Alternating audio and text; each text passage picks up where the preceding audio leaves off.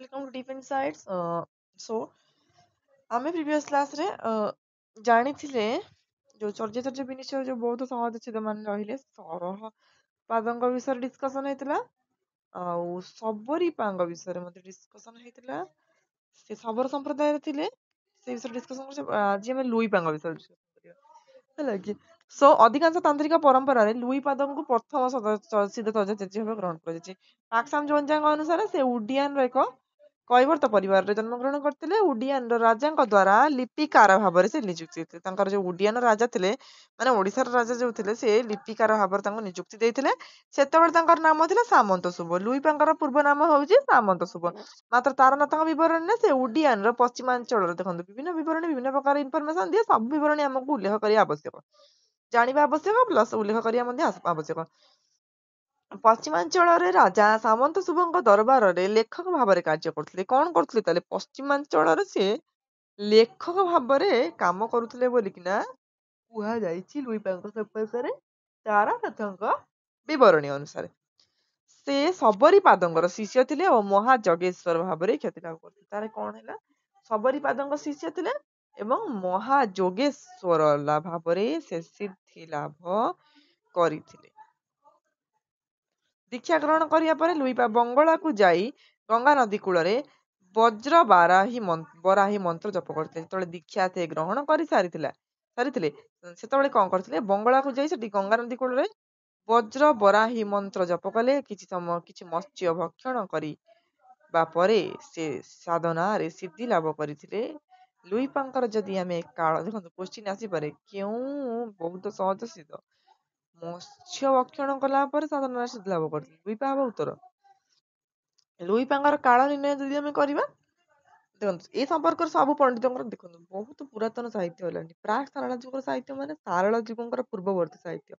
Doctor Vinay ତୋଷ Bhattacharya ତାଙ୍କୁ 669 ଖ୍ରୀଷ୍ଟାବ୍ଦରେ ଅବସ୍ଥାପିତ କରନ୍ତି, କିନ୍ତୁ ମହାପଣ୍ଡିତ ରାହୁଳ ସଂସ୍କୃତାୟନଙ୍କ ଅନୁସାରେ ସେ ଖ୍ୟାତି ଅର୍ଜନ କରିଥିଲେ 769ରୁ 809 ଯାଏ ହେଲା କି। କିଏ କହୁଛି 669, କିଏ କହୁଛି 769, ସବୁ ଜିନିଷ ଆମକୁ ମନେ ରଖିବାକୁ ପଡିବ ହେଲା କି। ରାହୁଲ ସଂସ୍କୃତାୟନ କଣ କହିଥିଲେ ଆଉ ବିନୟ ତୋଷ ଭଟ୍ଟାଚାର୍ଯ୍ୟ କଣ କହିଥିଲେ। ଡକ୍ଟର ପ୍ରବୋଧ ଚନ୍ଦ୍ର ବାଗଚୀ ଲୁଇପାଙ୍କୁ 10ମ ଶତାବ୍ଦୀର ସିଦ୍ଧ ହିସାବରେ ଗ୍ରହଣ କରନ୍ତି। ପ୍ରବୋଧ ଚନ୍ଦ୍ର ବାଗଚୀ କଣ କଲେ ଏଠି ଲୁଇପାଙ୍କୁ ସେ 10ମ ଶତାବ୍ଦୀର ସିଦ୍ଧ ହିସାବରେ ଗ୍ରହଣ କଲେ। ଏହିପରି ଭିନ୍ନ ଭିନ୍ନ ମତକୁ କେହି କେହି 2 ଜଣ ଲୁଇପା ଥିବାର ଅନୁମାନ କରନ୍ତି ମନେ କରନ୍ତି।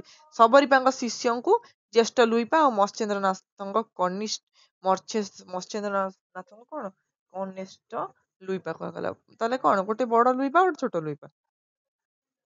ଶବରୀପାଙ୍କ ଶିଷ୍ୟ ଯିଏ ରହିଲେ ତାଙ୍କୁ ଜ୍ୟେଷ୍ଠ ଲୁଇପା କହୁଛନ୍ତି, ମତ୍ସ୍ୟେନ୍ଦ୍ରନାଥଙ୍କ ଶିଷ୍ୟଙ୍କୁ କନିଷ୍ଠ ଲୁଇପା କହୁଛନ୍ତି।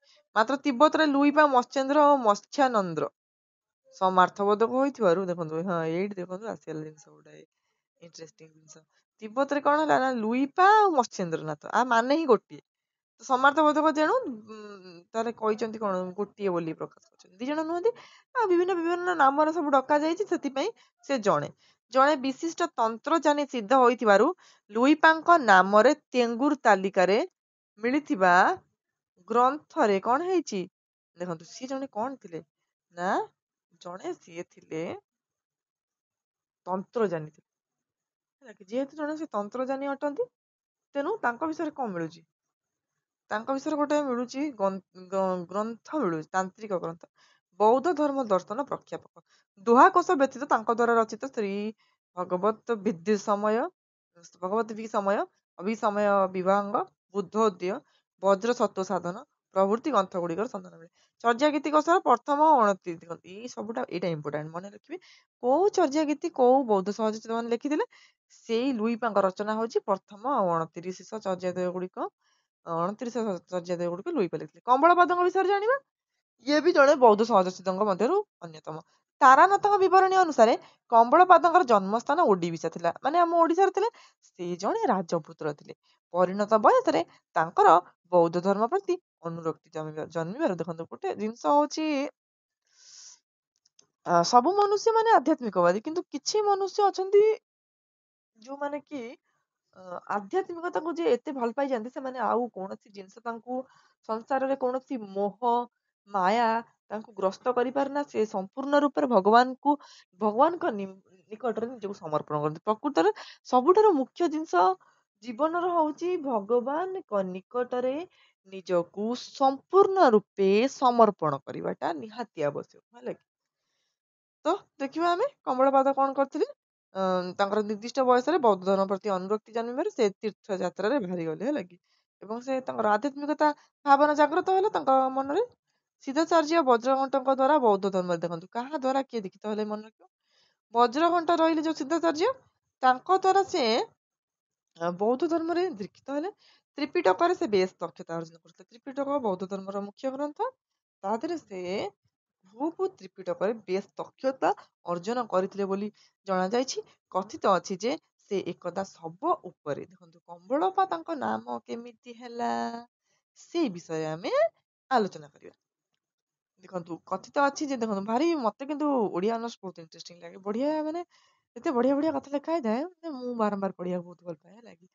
ତ ଆପଣ ମାନେ ବି ଦେଖନ୍ତୁ, କୋର 1 ଟା ଟିକେ ରହିବ ଇଜି, ବଟ୍ କୋର 2 ଟା ଟିକେ କଷ୍ଟ ରହିବ। ତା ମାନେ ନୁହଁ ଯେ କୋର 1 ଟା ଆମେ ଅଳ୍ପ ପଢିବା, କୋର 2 ଟା ଅଧିକା ପଢିବା, ଏମିତି ନାହିଁ। ସବୁ ଗୁଡାକ ଇମ୍ପୋର୍ଟାଣ୍ଟ, ହେଲା କି? ସର୍ଟ କୋଶ୍ଚିନ୍ ବି ଏମିତି ଏମିତି ପକାଏ ଯୋଉଗୁଡାକ ଯଦି ଜଣେ ଯଦି ବହିଟାକୁ କଭର କରି ନ ପଢିଥିବ, ଅଳ୍ପ ଟିକେ ପଢିଦେଇ ଆସିଥିବ, ତାହେଲେ ପ୍ରୋବ୍ଲେମ ହବ ତାକୁ। ତ ବହିଟାକୁ ଆପଣ ମାନେ ଯୋଉ ରହିଲା ଓଡିଆ ସାହିତ୍ୟର ଇତିହାସ କଥା ସୁରେନ୍ଦ୍ର ମହାରଣାଙ୍କର, ସେଇଟା ପାଖରେ ରଖନ୍ତୁ, ସେଟାକୁ ପଢନ୍ତୁ। ନହେଲେ କୋର ୱାଇଜ ଯୋଉ ଲାଇବ୍ରେରୀରେ ବୁକ୍ ମିଳୁଛି ସେଇଟାକୁ ମଧ୍ୟ ପଢିପାରିବେ। ବେଟର କିନ୍ତୁ ହବ ଯଦି ଆପଣ ପିଜି ପାଇଁକି କି ନେଟ୍ ପାଇଁକି କି ଓଡିଆ ଲେକ୍ଚରସିପ ପାଇଁ ପ୍ରିପେୟାର ହଉଛନ୍ତି, ଓଡିଆ ସାହିତ୍ୟର ଇତିହାସ କଥା ବହିଟା ସବୁଠୁ ବେଷ୍ଟ ବହି। ସେଇଠୁ ନିହାତି ପାଖରେ ରଖନ୍ତୁ, ହେଲା କି? ପଢନ୍ତୁ ବାରମ୍ବାର, ଯୋଉଟା କି ଆପଣ ସିଲାବସ ବେଶୀ ସବୁ ନଲେଜ ଗୁଡିକ ଗେନ୍ କରିପାରିବେ। ତ କମ୍ବଳପାଦ କଣ, କଥିତ ଅଛି ଯେ ସେ ଏକଦା ଶବ ଉପରେ ଧ୍ୟାନମଗ୍ନ ଥିଲାବେଳେ ମନ୍ତ୍ରବତୀ ନାମରେ ଜଣେ ଶ୍ମଶାନ ଡାକିନି ତାଙ୍କୁ ବିନାଶ କରିବାକୁ ଚେଷ୍ଟା କଲା। ଏହା ଜାଣିପାରି କମଳପାଦ ମନ୍ତ୍ର ବଳରେ ନିଜକୁ ଖଣ୍ଡିଏ କମ୍ବଳରେ ପରିଣତ କରିଲେ। ମନ୍ତ୍ର ବଳରେ ସେ କଣ କଲେ ନା, ଡାକିନି କବଳରୁ ରକ୍ଷା କରିବା ପାଇଁ ନିଜକୁ ଗୋଟେ କମ୍ବଳରେ ପରିବର୍ତ୍ତନ କରିଦେଲେ। ଡାକିନି ଆଚାର୍ଯ୍ୟଙ୍କ ବଦଳରେ ଖଣ୍ଡିଏ କମ୍ବଳ ଦେଖି କ୍ରୋଧରେ କମ୍ବଳ ଖଣ୍ଡିକୁ ଭକ୍ଷଣ କରିବାକୁ ଲାଗିଲା। ସେ ରାଗିଗଲା, କହିଲା ମୁଁ ଆସିଥିଲି ଏଠିକି ସେ ବୌଦ୍ଧ ସହଜଚିତ୍ତକୁ ଭକ୍ଷଣ କରିବାକୁ, ଇଏ କଣ ଗୋଟେ କମଳ ବାହାରିଲାଣି, କମଳକୁ ଖାଇବାକୁ ଯେମିତି ଆରମ୍ଭ କରିଛି, ସେଠୁ କମଳପାଦ ରାଗିଗଲେ, କହିଲେ, ସେଠୁ ଆବିର୍ଭୂତ ହେଇ ତାକୁ ଅଭିଶାପ ଦେଲେ। ସେଇ ଦିନ ଠାରୁ ସେ କମ୍ବଳପାଦ ନାମରେ ପରିଚିତ ହେଲେ। ତାହେଲେ ଏଇଭଳି ଭାବରେ ତାଙ୍କ ନାମଟି କମ୍ବଳପାଦ ପଡିଥିଲା। କୋଉଭଳି ଭାବରେ, ଯେତେବେଳେ ସିଏ କଣ ହେଇଥିଲା ନା, ଶ୍ମଶାନରେ ଥରେ ମନ୍ତ୍ର ଯୋଉ ତପସ୍ୟାରତ ଥିଲା ବେଳେ କଣ ହେଇଛି ନା, ଜଣେ ତାଙ୍କୁ ଡାକିନି ଆସିକିନା, ସେ ଡାକିନିର ନାମ କଣ ଥିଲା ନା, ଡାକିନୀର ନାମ ହଉଛି ମନ୍ତ୍ରବତୀ, ହେଲା। ମନ୍ତ୍ରବତୀ ଯେତେବେଳେ ତାଙ୍କୁ ଖାଇବାକୁ ଚେଷ୍ଟା କରିଛି, ସେତିକିବେଳେ ସେ କଣ କରିଛନ୍ତି ନା, ଅଭିଶାପ ଦେଇଛନ୍ତି। ଏବଂ ଆଉ କଣ କରିଛନ୍ତି, ସେଇଦିନ ଠାରୁ କମ୍ବଳପାଦ ନାମରେ ସେ ପରିଚିତ ହେଇଗଲେ। ସମ୍ବଳର ରାଜା ବଜ୍ରଯାନର ପ୍ରବର୍ତ୍ତକ ଇନ୍ଦ୍ରଭୂତି ତାଙ୍କର ଶିଷ୍ୟ। ଇନ୍ଦ୍ରଭୂତି ହଉଛନ୍ତି କମ୍ବଳପାଦଙ୍କର ଶିଷ୍ୟ। ମହାପଣ୍ଡିତ ରାହୁଳ ସଂସ୍କୃତାୟନଙ୍କ ଅନୁସାରେ ସେ ରାଜା ଦେବପାଳ 810 850 ଖ୍ରୀଷ୍ଟାବ୍ଦଙ୍କ ସମୟର ବିଖ୍ୟାତ ଥିଲେ। ପାକ୍ସାନ ଜୋନଜାନ ଗ୍ରନ୍ଥ ଅନୁସାରେ ତାଙ୍କୁ ନାଗାର୍ଜୁନ ଶିଷ୍ୟ ଆର୍ଯ୍ୟଦେବଙ୍କ ସମକାଳୀନ କହିଲେ। ନାଗାର୍ଜୁନଙ୍କର ଯୋଉ ଶିଷ୍ୟ ଥିଲେ ଆର୍ଯ୍ୟଦେବ, ତାଙ୍କ ସମକାଳୀନ ହିସାବରେ ତାଙ୍କୁ ଗ୍ରହଣ କରାଯାଇଛି। ତାଙ୍ଗୁରରେ ଫେରୁକ ସାଧନା ସମ୍ବନ୍ଧୀୟ ତାଙ୍କର 6 ଗୋଟି ଗ୍ରନ୍ଥର ନାମ ଲେଖ ରହିଛି। କମ୍ବଳ ଗୀତିକା ନାମରେ ଏକ ଦୋହାକୋଷ ସଂକଳନ ତାଙ୍କ ରଚନା ଭାବରେ ଗୃହୀତ। ସେ ମଧ୍ୟ ଅଭିସମୟ ନାମ ପଞ୍ଜିକା ଗ୍ରନ୍ଥର ରଚୟିତା। ସରପାଦଙ୍କ ଦୋହାକୋଷରେ ଅଦ୍ରିୟ ବଜ୍ରକୃତ ଟୀକାରେ କମ୍ବଳପାଦଙ୍କର କେତେକ ସଂସ୍କୃତ ରଚନାଂଶ ଉଦ୍ଧୃତ ହୋଇଛି।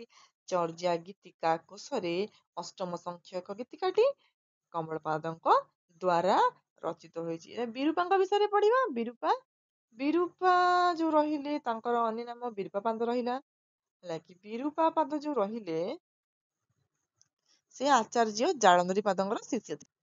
ତାହେଲେ ସେ ଜାଳନ୍ଦରୀ ପାଦଙ୍କ ଶିଷ୍ୟ ଥିଲେ।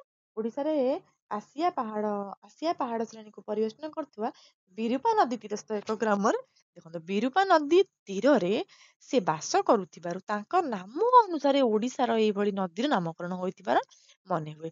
ତାରାନାଥଙ୍କର ଅନୁସାରେ ଶୈବ ଉପାସନା ପ୍ରତି ତାଙ୍କର ଘୃଣା ଭାବ ଥିଲା।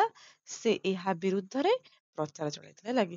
ଶୈବ ଉପାସନା ପ୍ରତି ସେ ଟିକେ ଘୃଣା ଭାବ ପରିଦର୍ଶନ କରୁଥିଲେ। ଏବଂ ତା ବିରୁଦ୍ଧରେ ସେ ପ୍ରଚାର ଚଲାଉଥିଲେ। ତ ଆଉ କଣ ହେଇଥିଲା, ଏକଦା ସେ ତ୍ରିକଳିଙ୍ଗର ରାଜଧାନୀ ବା ଆଧୁନିକ ଚୌଦ୍ୱାର ଠାରେ ଲିଙ୍ଗ ଭାବରେ ପୂଜିତ ବିଶ୍ୱନାଥଙ୍କୁ ସମ୍ମାନ ପ୍ରଦର୍ଶନ କରିବାକୁ ମନା କରିଦେଲେ। ମାତ୍ର ରାଜା ତାଙ୍କୁ ବାଧ୍ୟ କରିବାରୁ ସେ ବିଶ୍ୱନାଥଙ୍କୁ ପ୍ରଣିପାତ କଲେ। କିନ୍ତୁ ଆଶ୍ଚର୍ଯ୍ୟର କଥା, ସେଇ ଶିବଲିଙ୍ଗ ଖଣ୍ଡ ଖଣ୍ଡ ହୋଇଗଲା। ହେଲା, ଯେହେତୁ ସେ ଜବରଦସ୍ତି ଏମିତି କଲେ, ତେଣୁ ଶିବଲିଙ୍ଗ ଖଣ୍ଡଟି ଭଙ୍ଗ ଭଙ୍ଗ ହୋଇଗଲା। ସିଦ୍ଧ ବିରୂପାଙ୍କର ଖ୍ୟାତିର ସୁଯୋଗ ନେଇ ପରବର୍ତ୍ତୀ କାଳରେ କେତେକ ସାଧକ ବିରୂପା ନାମ ଧାରଣ କରିଥିଲେ। ସେ ଯେହେତୁ ଟିକେ ଫେମସ ହେଇଗଲେ, ଅନ୍ୟ କିଛି ଲୋକ କଣ କଲେ, ତାଙ୍କର ନାଁ ନେଇକିନା ସିଦ୍ଧ ହେଇଗଲେ। ଆଉ ତାଙ୍ଗୁରୁରେ ତାଙ୍କ କୃତ ଅନ୍ୟୁନ 10 ଗୋଟି ତାନ୍ତ୍ରିକ ଗ୍ରନ୍ଥର ନାମ ଲେଖା ଦେଖିବାକୁ ମିଳେ। ତାନ୍ତ୍ରିକ ଗ୍ରନ୍ଥ ତାଙ୍ଗୁରୁରେ ମିଳେ 10 ଗୋଟି। କାହାର ନା, ବିରୂପାକ୍ଷଙ୍କର। ତାହେଲେ ଚର୍ଯ୍ୟା ଗୀତିକା କୋଷର ତୃତୀୟ ଗୀତଟି ବିରୂପାଙ୍କ ଦ୍ୱାରା ରଚିତ। ବିରୂପାଙ୍କ ଦ୍ୱାରା ରଚିତ ଚର୍ଯ୍ୟା ଗୀତିକା ହଉଛି ତୃତୀୟଟି। କାହ୍ନୁପାଙ୍କ ବିଷୟରେ ଦେଖିବା। କାହ୍ନୁପା ଯୋଉ ରହିଲେ, ସିଦ୍ଧରାଜ କାହ୍ନୁପା କୃଷ୍ଣାଚାର୍ଯ୍ୟ ବା କୃଷ୍ଣପାଦ ନାମରେ ତାଙ୍କର ନାମ। ଦେଖନ୍ତୁ, ତାଙ୍କର 3 ଗୋଟି ନାମ। ଜଣେ ରହିଲେ କାହ୍ନୁପା, ରହିଲେ ଗୋଟେ ନାମ କୃଷ୍ଣାଚାର୍ଯ୍ୟ, କୃଷ୍ଣପାଦ। ହେଲା କି, ସେ ଓଡିଶାର ଏକ ବ୍ରାହ୍ମଣ ପରିବାରରେ ଜନ୍ମଗ୍ରହଣ କରିଥିଲେ।